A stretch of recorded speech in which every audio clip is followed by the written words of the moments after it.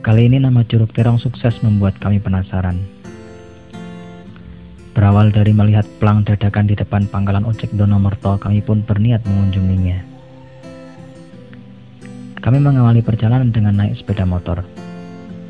Kalau sesuai petunjuk di plang sih, sekitar 200 meter dari Jalan Raya Sukorejo Bawang. Dekatlah itu. 200 meter sudah kami lalui, dan ternyata belum ada tanda-tanda petunjuk arah. Kami pun meneruskan perjalanan. 200 meter berikutnya kami lewati, pun belum ada tanda-tanda petunjuk arah menuju air terjun yang kami tuju. Akhirnya, setelah sekitar 1,5 kilometer kami sampai di Desa Genting Gunung. Kami pun bertanya pada salah seorang warga, dan ternyata lokasi Curug Terong berada jauh di atas desa, tepatnya di kaki Gunung Prau. Kami pun tetap melanjutkan perjalanan, karena sudah terlanjur jauh berjalan. Kalau tahu 2 km dari jalan raya, mungkin dari awal kami tak akan berangkat ke sini. Setelah melewati desa, kami pun sampai pada pesawahan warga yang kebanyakan ditanami sayuran khas tanaman pegunungan. Jalan setapak yang sudah ditata dengan batu cukup nyaman untuk perjalanan sepeda motor. Setelah beberapa saat kami berjalan, akhirnya sampai pada gapura pintu masuk Curug Terong. Mistis.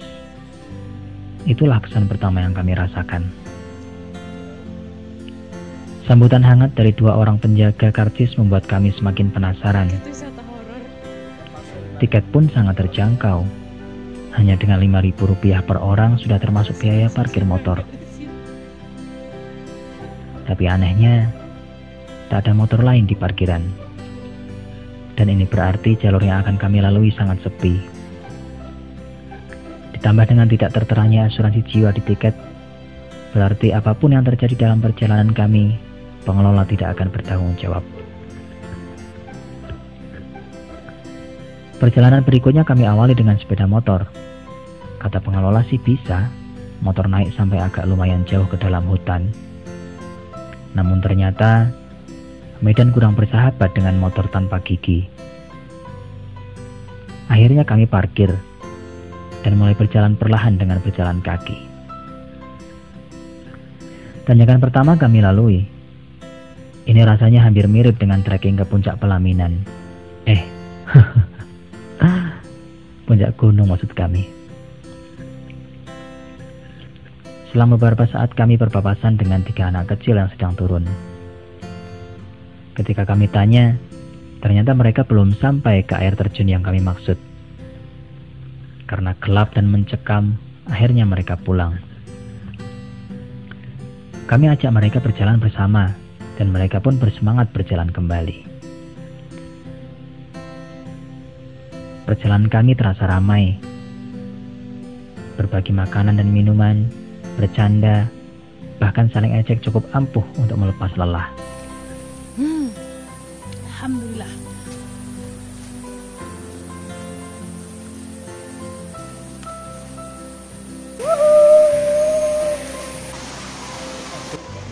Kita berada di tengah hutan, dan ini benar-benar hutan belantara. Takut kalau tiba-tiba nanti ada macan. Ini perasaanmu, Le? Saya. Piye rasane? Wedi, Pak. Capek. Thank you apa iki? Takut. Lo, busae. Namun sayangnya, di tengah perjalanan mereka memutuskan untuk pulang. Ini artinya hanya ada 2 pilihan. Perjalanan akan kami lanjutkan berdua atau pulang. Setelah istri bilang siap, akhirnya saya putuskan untuk melanjutkan perjalanan. Rasa penasaran mengalahkan ketakutan kami di hutan belantara yang begitu sunyi dan mistis ini.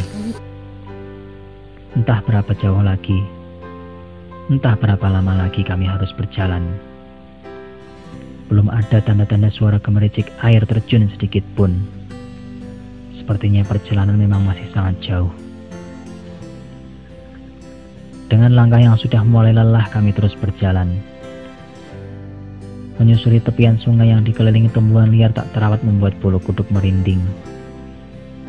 Ya, kami hanya berdua di sini. Semoga saja hujan tidak turun. Kalau debit air naik entah kemana kami harus berlari. Sedangkan kanan kiri sungai ada lereng-lereng yang menjulang tinggi.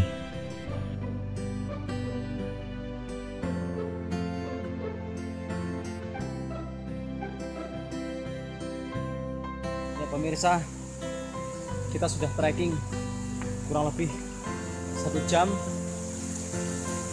dan belum terlihat curugnya dari sini. Tapi di sini ada tanda-tanda 100 meter, mungkin 100 meter lagi. Semangat! Masan guys. Dingin banget. Weh. Dan itu curugnya. Setelah kurang lebih 1 jam berjalan, akhirnya terlihat air terjun yang kami tuju. Sangat mempesona memang, di balut hijaunya alam yang masih perawan. Namun ternyata rintangan belum selesai. Untuk menuju ke lokasi, hanya ada 1 jalan yang harus kami lewati. Sepertinya nggak bisa lewat. Dan menurut saya, ini cukup ekstrim untuk perempuan. Sayangnya kami tidak sempat mengabadikan jalan ini karena kami lupa bawa tripod. Kalau Anda pernah trekking ke puncak Merbabu via Wekas, saya gambarkan ini seperti jembatan setan. Namun lebih pendek, dan bawahnya aliran sungai bukan jurang. Untuk melewatinya saya harus jebur ke sungai untuk menopang tubuh istri agar sampai duluan. Kemudian, saya merangkak melewati batu licin mirip Spider-Man versi slow motion. Sesampai di bawah air terjun kami begitu takjub akan keagungan Allah Sang Pencipta alam semesta. Bagaimana tidak? Air jatuh dari tebing yang sangat tinggi selama beratus tahun, bahkan mungkin ribuan tahun, namun tebing ini tetap kokoh berdiri. Pemirsa, kita sekarang berada di... Jujur, jiwa penakut saya mulai muncul. Suasana khas bawah air terjun yang lembab ditambah kanan kiri tebing-tebing curam membuat kami tak ingin berlama-lama di sini. Suasana begitu mistis. Saya kumandangkan azan untuk mengusir rasa cemas. Sekali lagi, kami hanya berdua di hutan belantara ini. Di lubang raksasa dialiri air terjun yang bisa kapan saja terjadi banjir bandang.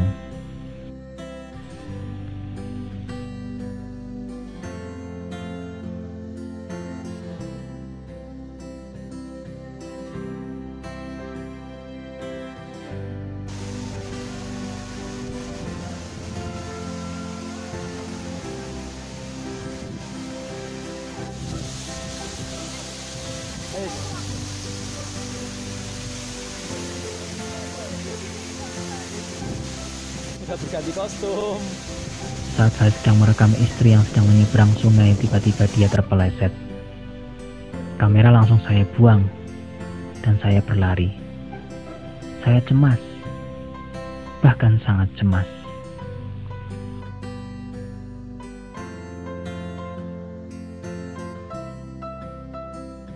Namun alhamdulillah, tidak ada luka serius dan masih bisa berjalan sendiri. Tak terbayang jika saya harus menggendong istri menyusuri aliran sungai yang sunyi ini sendirian. Lereng guys.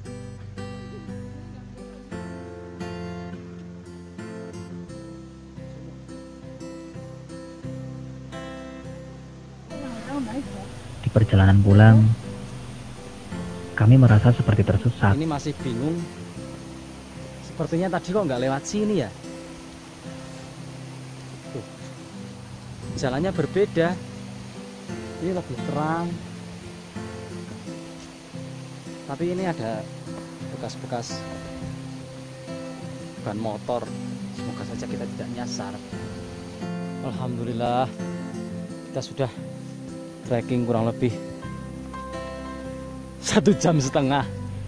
Namun ternyata tidak. Dan baru sampai di alam yang agak Itu hanya halusinasi saja karena kami sudah berjalan Sekarang, 1,5 jam lamanya. Tuh, lihat. Roknya wis dekil guys. Ada bawa tongkat, kayak keras sakti. Perjalanan masih jauh, semangat. Pokoknya kalau buat wisata keluarga ya nggak recommended. Cuma kalau untuk anak muda yang suka petualang, yang suka alam, oke lah. Cuma ya jangan sendirian, jangan berdua tok. Dan jangan musim hujan. Nah, jangan musim hujan, soalnya itu Kita lewatnya sungai. curugnya tadi kan kalau kita lihat kan Anjing. ngeri sekali bawahnya kan. Jadi kalau kita lihat ke atas batu-batuan itu, takutnya kalau debit air naik, kita nggak bisa lari kemana-mana, soalnya itu kayak gua, capek. Dan kalau perlu bawa baju ganti, Ya, soalnya kayaknya asik banget mandi di sini. bawa bekal yang banyak, minimal lontong 3 meter. Es lontong dulu. Itu ya. Soalnya di atas nggak ada yang jualan, sepi, horor. Dan kita sampai di parkiran. Itu motor kita. Itu motor kita, ya, pulang.